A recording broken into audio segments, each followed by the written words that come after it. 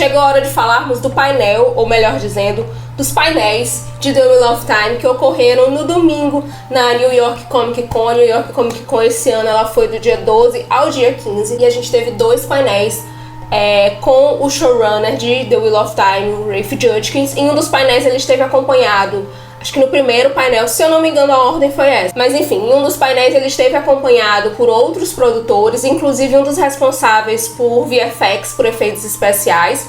E no outro painel ele esteve sozinho e é sobre as conversas, né? Alguns destaques dessas conversas que houveram nesses painéis que eu quero falar com vocês hoje. Esse primeiro painel que eu vou comentar, ele começou com um mashup de trailers da segunda temporada. Então alguns daqueles teasers e trailers que a gente foi vendo ao longo do tempo, com várias cenas do que ocorreu nessa temporada, foram mostrados antes de começar a entrevista. E aí nesse painel a gente começa com 3 dos produtores, como eu disse anteriormente, um deles focado em efeitos especiais, e é nas falas desse produtor específico que eu acho que vão ficar concentradas a maioria das minhas observações. Um ponto importante que ele falou e que a gente já vinha percebendo é o cuidado que eles tiveram em como mostrar as tramas de poder, né? Ele fala que eles pensaram que cada trama deveria ter uma cor específica, e cada trama tem que ter uma forma específica. Então quando eles falam em dividir as coisas uma das outras naquela aula da Alana, quando a gente vê o Shang-Chi fazendo as tramas deles, as tramas do Shang-Chi sempre são muito laranjas, assim, né? Parece que elas focam muito em usar terra, se eu não me engano, e aí a gente tem aquelas tramas, ou fogo, acho que terra e fogo são as mais alaranjadas, e aí a gente tem as tramas do ar. Outra coisa que ele fala também é que o final, claro, foi o que mais demandou de uma equipe de efeitos especiais e demandou tanta gente pra fazer aquele final belíssimo, pra fazer aquele dragão incrível da Moiraine, que foi preciso centenas de profissionais trabalhando. Ele fala uma coisa na casa de 400 pessoas. Eu tô falando ele porque eu realmente não sei exatamente qual é o nome desse produtor. Não deu tempo, foi um negócio muito corrido aqui, então, mas enfim, é um dos produtores, se eu não me engano, é o Careca, que fala sobre isso. Depois eu coloco o nome dele aqui na tela se eu achar. Na segunda parte desse mesmo painel, o Rafe Judkins, que é o showrunner, ele se junta aos colegas e faz alguns comentários sobre momentos especiais durante as gravações dessa segunda temporada. Ele fala que todos os dias foram mágicos na gravação de The Wheel of Time, mas que tiveram 2 momentos, assim, todos 2 no finale. E realmente, se você pensar bem, aquele finale ele foi muito especial, ele foi muito emocionante, muito mágico pra gente que é fã. E eu imagino também que pra eles que estivessem filmando. E o Rafe Judkins fala do momento em que o Matt, que é interpretado pelo Donald Finn, soa a trombeta de Valério. O Donald Finn tá em cima daquela muralha. As cenas de fome foram filmadas no Marrocos. Aquela praia também foi... a praia que a Moiraine tá com o Lan também é lá no Marrocos. E aí o Donald Finn para e fala assim: incrível, quando eu recebi a ligação contando que eu interpretaria o Matt, eu tava exatamente aqui, em cima dessa mesma muralha, filmando uma outra coisa, eu tava aqui pra um outro trabalho.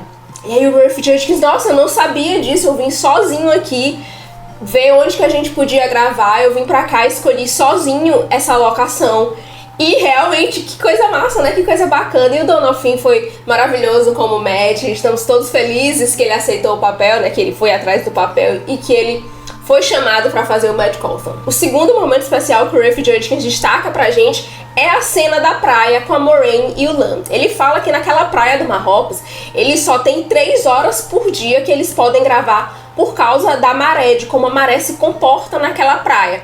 Então ele fala que eles estavam gravando numa outra parte, provavelmente gravando as outras cenas de batalha dentro da cidade e tal. E aí alguém fala pra diretora do episódio que o momento de gravar na praia chegou, então ela corre com todo mundo, diz que ela dá um grito para tudo. E aí ela corre com todo mundo porque eles só tinham 3 horas pra filmar naquela praia. Ainda nessa praia, o Rafe Judkins destaca que o momento emocionante ali, o momento mágico, é que ele tava ali olhando a Rosamund Pike toda concentrada, fazendo gestos pra canalizar o poder. E o Daniel Haney, que faz o Lemon Dragon atrás, lutando com a espada de forma também muito bonita. E ele falou que ele olhou, né? O Rafe Judkins olhou e pensou: nossa, ali realmente nós temos Moiraine e Lan. Aqueles 2 atores, eles encarnaram os personagens de forma tão profunda que você olhando não tem como você pensar que ali tem que você olhando não tem como pensar, ali é Rosamund Pike interpretando Moraine e ali é Danielle Haney interpretando Lan. Não, ali nós temos Moraine e Lan. Já o segundo painel, onde o Rafe Judkins é entrevistado sozinho, começou com uma exibição do 8º episódio da segunda temporada, do episódio 208, What Was Meant to Be. Esse painel, o propósito dele era esse, na verdade, né? Era ter uma exibição do 8º episódio de The Wheel of Time, do 8º episódio da segunda temporada de The Wheel of Time, na New York Comic Con. E aí, quando o episódio termina, entra o Rafe Judkins e o entrevistador para conversar ali com ele. E uma das primeiras coisas que eles discutem é a caracterização do Shan-Shan.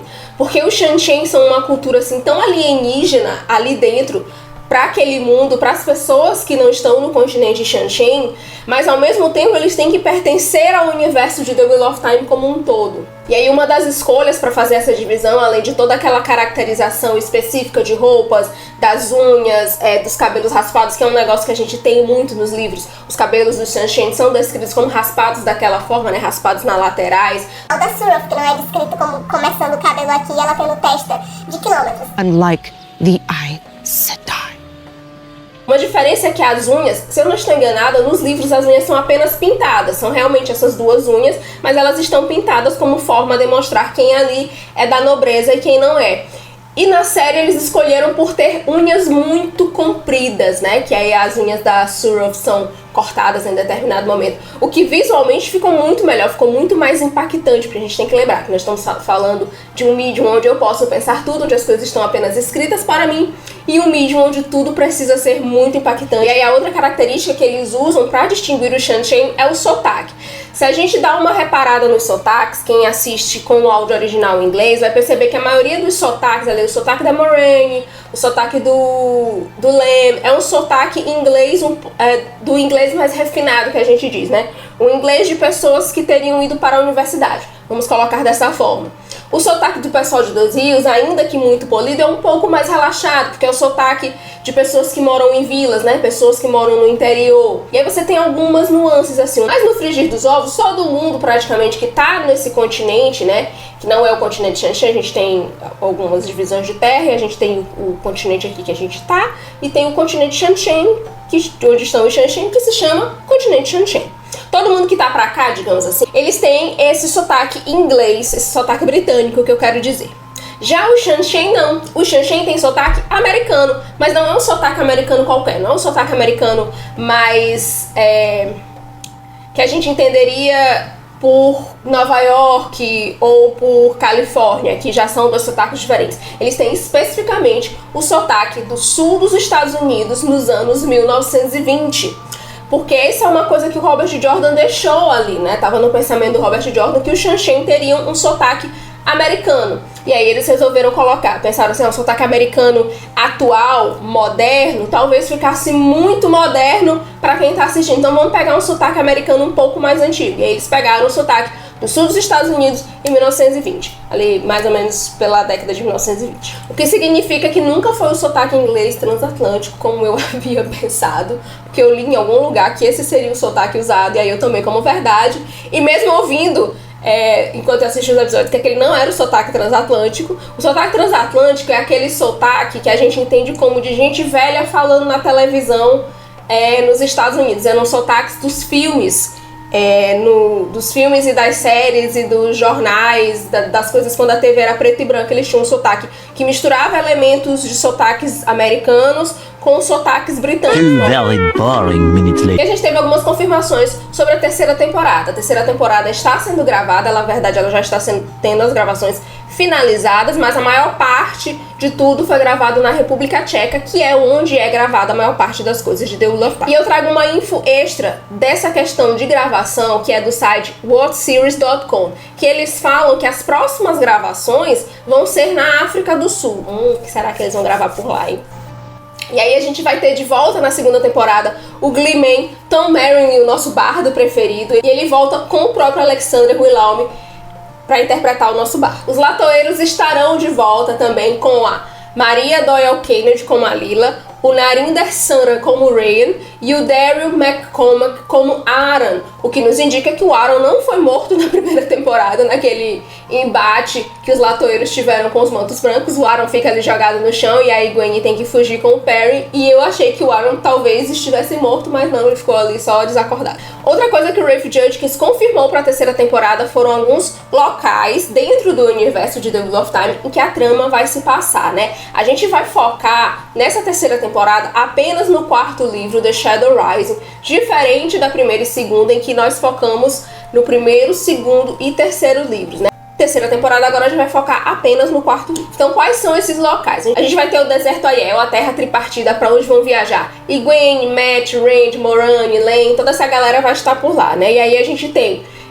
o desenvolvimento do personagem da Egwene, que nos livros ela se torna como uma aprendiz das sábias Aiel, e a gente tem toda a saga do Rand na Terra Tripartida para se provar o Caracan, para se provar o chefe dos chefes, né? Não basta apenas aquela profecia de fome, né? Aquela profecia era suficiente para aquela região, né? Do seu estandarte de fogo ser anunciado no céu. Não, para os Aiel, para você ser o Caracan, além daquela parte, você tem que seguir uma série de profecias, né? Você tem que realizar uma série de profecias, uma série de normas ali da cultura Aiel para que você seja alçado, seja considerado como o Messias deles, o chefe dos chefes, o Caracan. Vamos ter também a cidade de Tanchico, que é a capital do reino de Tarabon, nessa terceira temporada. Em Tanchico nós teremos a Nynaeve e a Elaine investigando células do Black Ajah. Nesse trabalho elas são auxiliadas pelo bardo Tom Merrilin e pelo contrabandista Bael Dorman, então nós teremos esses dois personagens juntinhos ali ajudando as nossas princesas. Especialmente sobre Tanchico, o Rafe Judkins contou na New York Comic Con o seguinte, eu vou ler pra vocês. É um local em que temos trabalhado muito para construir. É tropical e muito diferente de tudo que foi visto na série até então. Sinceramente, eu nem sei se eu posso dizer isso, mas nós construímos um bar. E alguns dos nossos personagens, como a Nynaeve e a Elaine, estão nele. O local é muito selvagem e os figurinos são muito diferentes. Temos plantas tropicais pendendo do teto e todo mundo parece que vai matar alguém a qualquer momento. Nos livros, o povo de Tarabon tem cabelos dourados, um sotaque característico mais marcante ali, é o sotaque, digamos assim, mais carregado, e as mulheres se vestem com vestidos finos e transparentes, e os homens com calças largas e casacos bordados. E sabe quem nasceu em Tarabon? Ela mesma, Liandrin Sedai. Liandrin é de Tarabon e foi lá que ela teve todo aquele passado pesadíssimo e muito triste. E o Povo do Mar também está confirmado para a terceira temporada, porque o Rafe disse que entre as coisas que eles tiveram que construir, entre os sets que eles tiveram que construir, estiveram os navios do Povo do Mar. E quem é esse Povo do Mar? Quem são os Atan Mieri, né? Eles são um povo de cultura também muito diferente do que nós vimos até agora em Tar Valon, Andor e Carrie. A sociedade do Povo do Mar é dividida em clãs, eles têm pele escura com tatuagens muito coloridas, muitos piercings, inclusive aquele piercing que vem da orelha para o nariz, que a gente considera ali como característico das culturas da Ásia do Sul, ali da Índia. Dentro dos navios, os homens e as mulheres só usam roupas até a cintura, mas quando eles atracam em alguma cidade, eles desembarcam, eles acabam se misturando com a população local e usando mais ou menos ali umas roupas que sejam costumeiras daquela cultura em que eles aportaram. O Povo do Mar, isso é muito importante, também conta com canalizadoras poderosíssimas, muito versadas em tramas que controlam o vento e com poderes, né, com esse controle das tramas do vento muito superior ao que as Aes Sedai de Tar Valon conhecem. E o Povo do Mar também ajuda a Nynaeve e a Elaine na missão delas em Tarabon. Outra coisa que o Rafe Judkins contou pra gente nesse painel é que a terceira temporada vai ter um foco no Rand e no Perrin. A gente vai ter 2 episódios, um focado em cada um desses personagens. E eu posso mais ou menos acertar com vocês o que serão esses episódios, né? Então, no episódio do Perrin, a gente tem o Perrin voltando pra casa, depois de todo aquele destrambelho com os mantos brancos. Ele quer se entregar pros mantos brancos, porque o Perrin vai se sentir, claro, muito culpado de ter matado o Joffrey Bonhound naquele frenesi, depois que o Joffrey Bonhound mata o Lobo Hopper. E aí o Perrin quer se entregar, volta pra Dois Rios, e a gente vai ter a Batalha de Dois Rios, e nessa Batalha de Dois Rios, o povo de Emondfield vai ser ajudado por Aes Sedai. Eu não sei, nos livros eu sei quais serão as Aes Sedai que vão ajudar o povo de Dois Rios, mas eu não sei se a série vai seguir esse mesmo caminho. Já pro Randy, é claro que serão as suas provações na Terra Tripartida para se provar o Caracan. Como eu falei um pouco antes, o Randy ele tem que se provar, ele tem que realmente passar por provações na Terra Tripartida para que ele seja considerado o Messias do povo Aiel. E para finalizar esse vídeo eu trago 2 rumores muito bacanas que saíram e que estão noticiados também no site WhatSeries.com. Esses rumores dão conta de que Isabella Buccieri interpretará Fail Bashir, a Falcão. Eu não direi qual é com quem que essa personagem se relaciona, né, qual é o núcleo dessa personagem, mas eu já falei desse núcleo nesse mesmo vídeo, quem lê os livros sabe de quem que eu tô falando.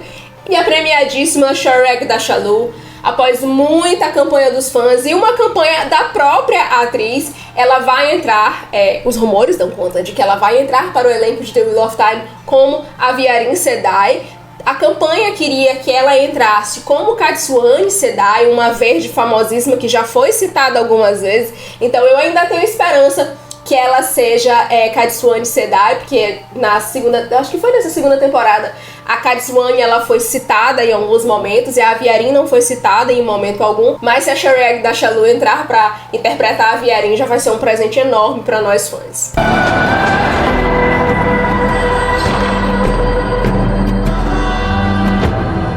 Fico por aqui. Se você gostou desse vídeo, deixa o seu like, deixa o seu comentário, compartilha com os amigos. Nos comentários me conta aí o que você tá mais, quem lê os livros, sem dar muitos spoilers, por favor, o que vocês estão mais ansiosos pra ver nessa terceira temporada e qual foi dessas revelações dos painéis de The Wheel of Time que vocês mais gostaram. Depois eu volto com mais conteúdo. Até!